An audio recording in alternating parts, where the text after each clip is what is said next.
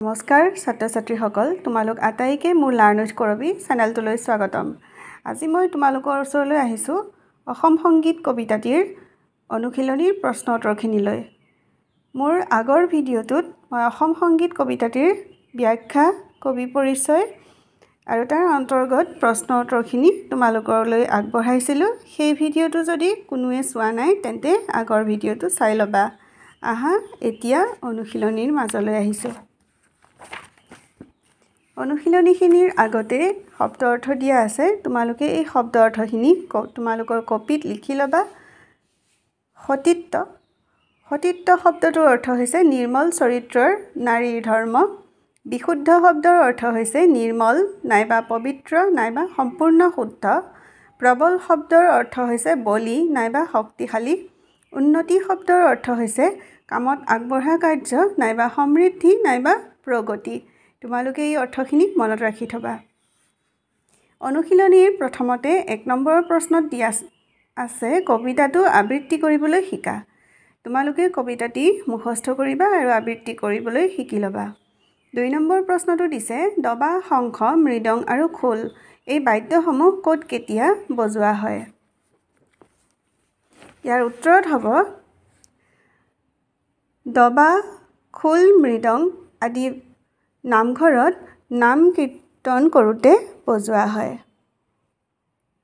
শংখ, দবা আদি মন্দিৰ নামঘৰত পূজা বা আৰতি কৰাৰ সময়ত বজোৱা হয়। ঘৰুৱা কোনো মাংগলিক অনুষ্ঠানতো শংখ বজোৱা হয়। ধৰ্মীয় বা সাংস্কৃতিক শোভাযাত্ৰাতো শংখ, মৃদং বজোৱা হয়। হোলী উৎসৱ, সৰস্বতী পূজা, দুৰ্গা পূজা আদিতো এই বাদ্যসমূহ বজোৱা হয়। ৩ নম্বৰ প্ৰশ্নত দিছে সতীত্ব তেজেৰে অসমী আইক প্ৰবল কৰা নাৰীগৰাকীৰ নাম কি।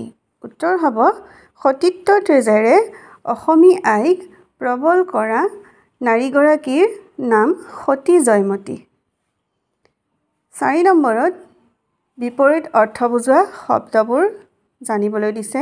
উত্তৰ হ'ব দুখীয়া শব্দৰ বিপৰীত ধনী।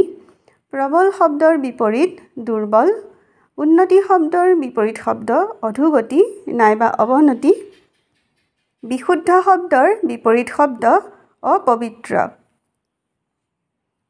৫ নম্বৰ প্ৰশ্নত দিছে বিশুদ্ধ ধৰ্ম বুলি কি ধৰ্মৰ কথা কোৱা হৈছে। ইয়াৰ উত্তৰ হ'ব বিশুদ্ধ ধৰ্ম বুলি মহাপুৰুষ শংকৰদেৱে প্ৰচাৰ কৰা এক শৰণ নাম ধৰ্মৰ কথা কোৱা হৈছে। ছাত্ৰ ছাত্ৰীসকল অসম সংগীত কবিতাটিৰ অনুশীলনী ইমানেই। তোমালোকে মোৰ চেনেলটো ছাবস্ক্ৰাইব কৰিবলৈ নাপাহৰিবা আৰু ভাল লাগিলে এটা লাইক কৰিবা বুলি আশা ৰাখিলোঁ।